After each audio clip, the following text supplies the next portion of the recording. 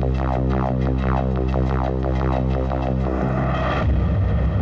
मामा,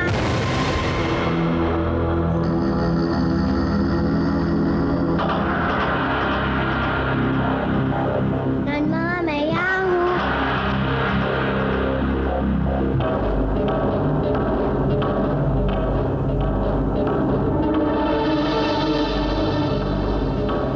राहुल बेटा, नन मामा,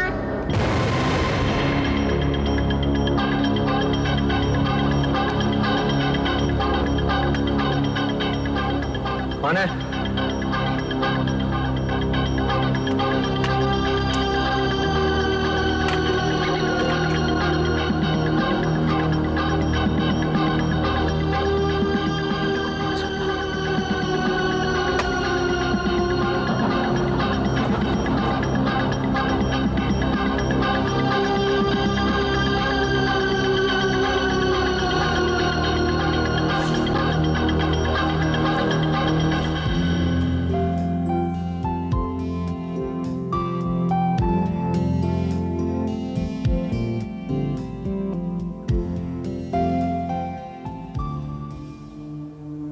सीमा नहीं रही,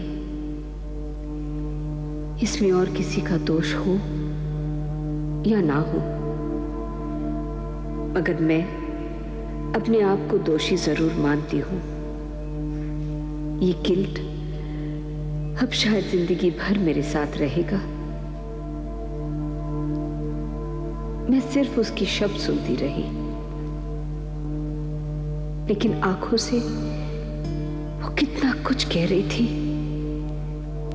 ये जानने की कभी कोशिश ही नहीं की। शायद कर्नल ने आकर मुझे डिस्टर्ब कर दिया, लेकिन क्यों? अगर मैं उनके साथ अपना कोई संबंध रखना ही नहीं चाहती, तो मैं डिस्टर्ब क्यों हुई? क्या आज भी वो मेरे ऊपर इतना अधिकार रखते हैं कि वो मुझे डिस्टर्ब कर सके? क्या मैं इतनी कमजोर हो गई हूं?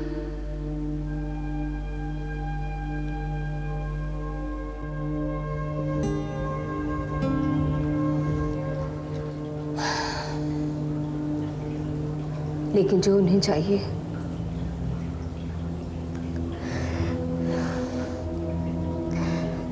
मैं कैसे भूल सकती हूँ?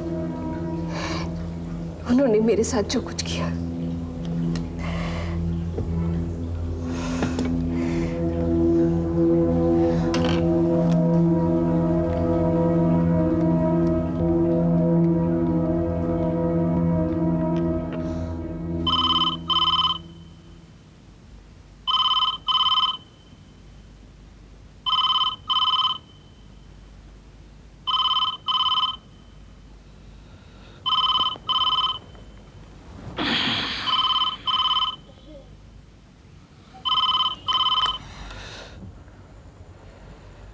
हाँ बोलो इला, क्यों परेशान हो? तुम जो चीज जानते हो, तुम्हें कैसे मालूम कि मेरा फोन होगा? आधी रात को सिर्फ तुम्हारा ही फोन हो सकता था। ये बात अलग है कि इस बार तुमने मुझे आधी रात को फोन लगभग 100 साल के बाद किया है। तुम कभी कोई चीज भूलते नहीं ना? मुझे तो ये भी याद है कि पहली बार ऐसा फोन जब तुमने किया था, उस वक्त तुम्हारी उम्र 19 साल की थी। और जो कुछ तुमने कहा था वो भी याद है। क्या कहा था? तुमने कहा था मैं मरना चाहती हूं, कहीं से जहर ला के दे सकते हो क्या? आज वही कहूंगी तो क्या जहर लाके दोगे? तब तो नहीं लाए थे, अब ला दोगे? मतलब फिर से मिलना पड़ेगा। तब अगले रोज जाकर मिला था तुमसे और तुमने मरने का इरादा तर्क कर दिया था। बोलो कल कहां मिलना है? इन हालात में मिलना क्या ठीक होगा?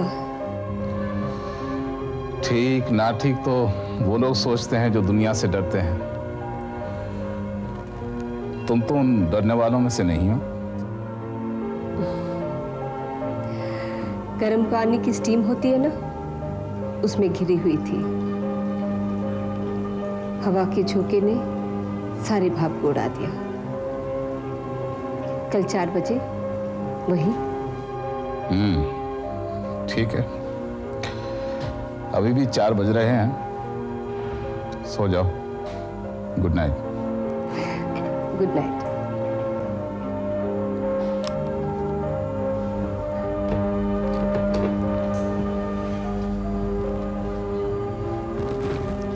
सो जाओ चंद्रलेखा।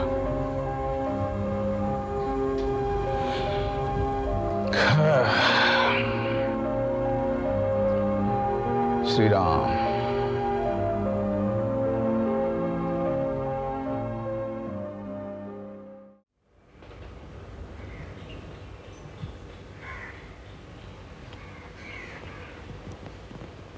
गोपाल बाबू। ओहो, निर्मल बाबू आप? कहिए। बैठिए, थोड़ी गुफ्तगू की जाए।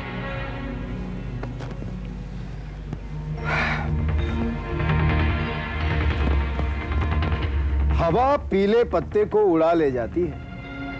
मतलब? आपका चेहरा कुछ पीला नजर आ रहा है।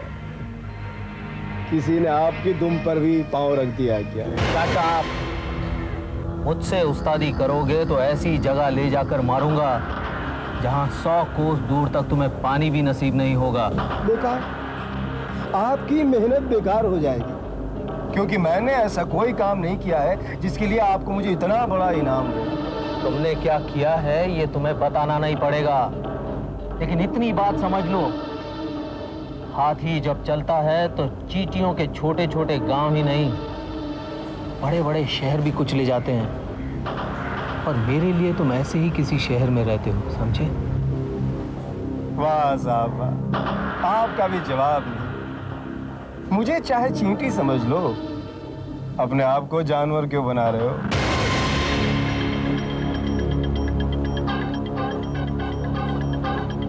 नंद मामा का क्या मतलब है? नंद मामा? इसका कोई मतलब होता है क्या? कैसेट प्लेयर रख के मुझे डराना चाहते हो तुम?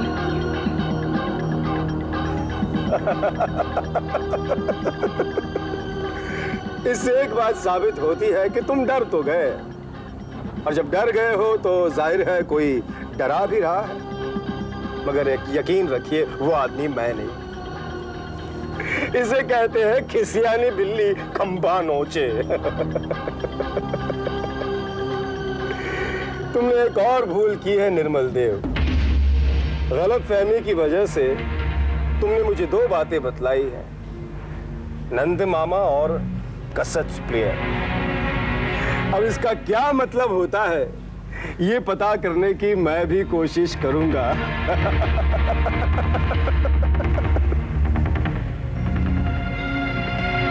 डरा हुआ आदमी रस्सी को सांप समझता है।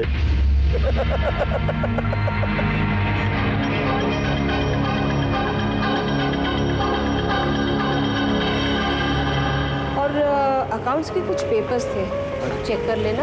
हाँ, मैं वापस आके साइन कर लूँगी। क्या go back to work. Bye.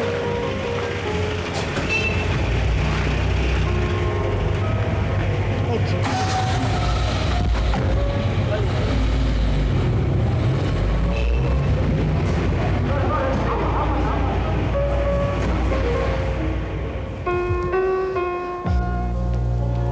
Bobby, माँ कहाँ है? संजीत, बड़ी माँ बाहर गई। कहाँ? पता नहीं, मैंने पूछा था उनसे, उन्होंने बताया नहीं। लेकिन वो अकेले क्यों गई? तुम्हें उनके साथ जाना चाहिए था। मैंने कहा था संजीत, लेकिन उन्होंने मना कर दिया, कहा कि मैं अकेली ही जाऊंगी।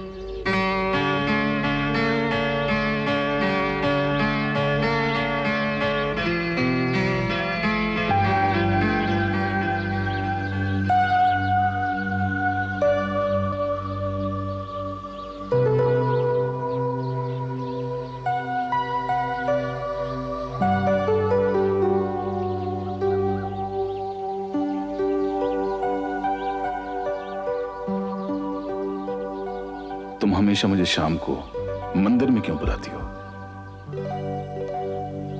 मंदिर से कमजोर लोगों को शक्ति मिलती है।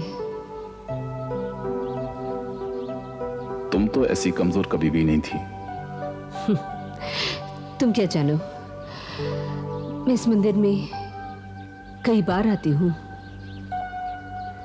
मतलब मेरे बगैर भी आती हो? और इन दिनों तो कई बार आई हूँ। तो फिर मुझे क्यों बुलाती हो? जब भगवान भी मदद करना छोड़ देते हैं तब दोस्त याद आते हैं।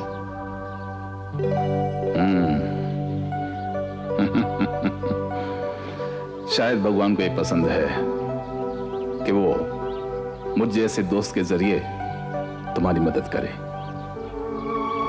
हसमुख, मैं कभी कभी सोचती हूँ कि तुम ना होते तो मेरा क्या होता।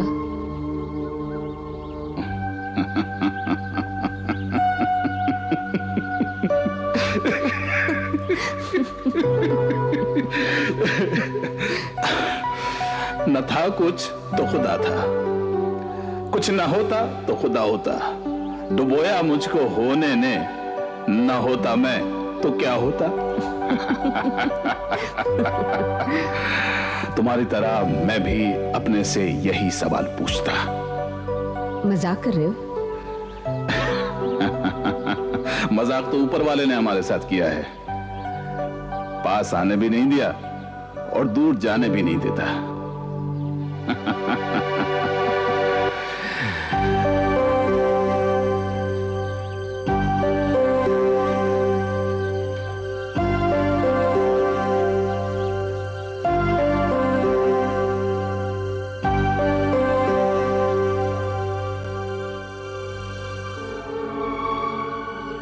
क्या परेशानी है ला? हसमुख, ऐसा क्यों होता है? आदमी जो रिश्ता चाहता है उसके बीच भगवान आके बैठ जाता है, किसी पहरेदार की तरह, और अनचाहा रिश्ता बार बार कर्ज वसूल करता है, एक साहूकार की तरह।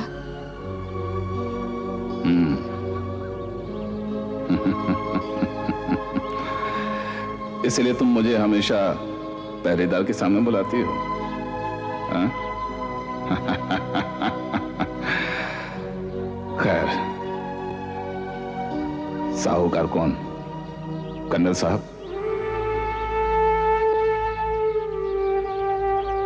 समझ में नहीं आता उस आदमी का मैं क्या करूं।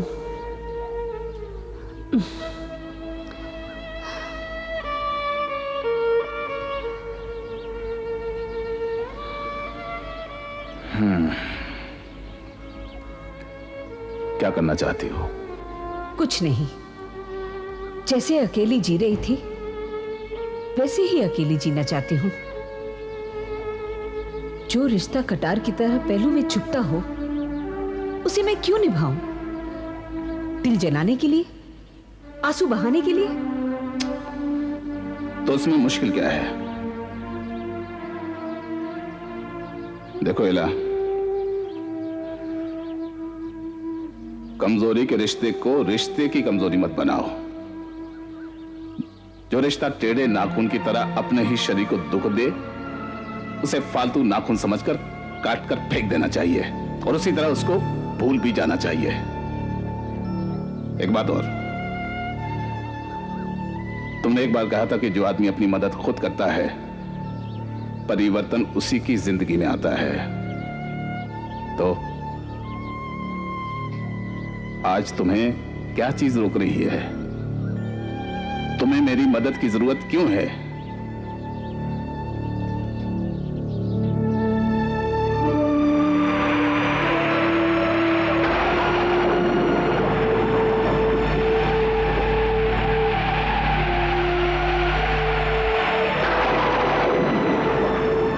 तूफान आ रहा है, लगता है बारिश होगी। होने दो, तुम रुक नहीं सकते?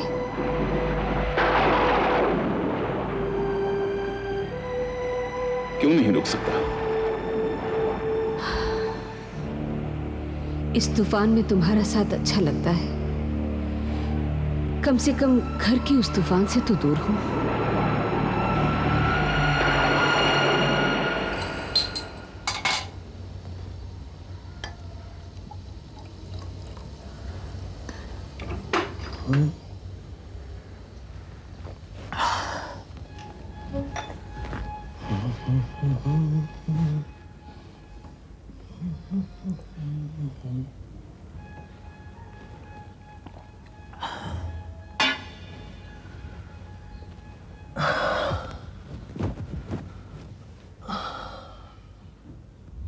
अरे भाई नंद मामा,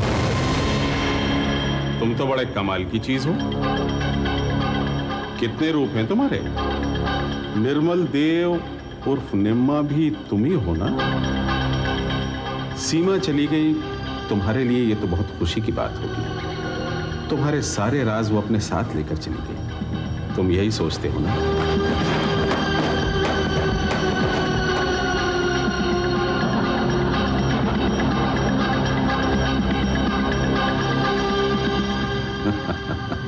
तुम्हारे जैसा अहमक आदमी मैंने दुनिया में नहीं देखा। निर्मल देव, एक राज की बात बताऊं तुम्हें। जाने से पहले वो तुम्हारे कुछ राज मुझे बता कर गई है।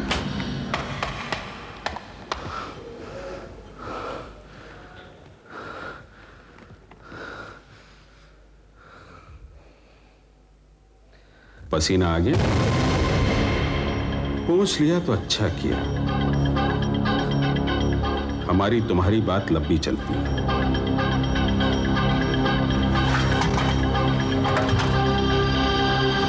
अपने फायदे के लिए तुम सीमा की गर्दन पकड़कर अपना काम करवाते रहे, मगर अब तुम्हारी गर्दन मेरे हाथ में आ गई। देखो मैं तुमसे क्या क्या करवाता हूं।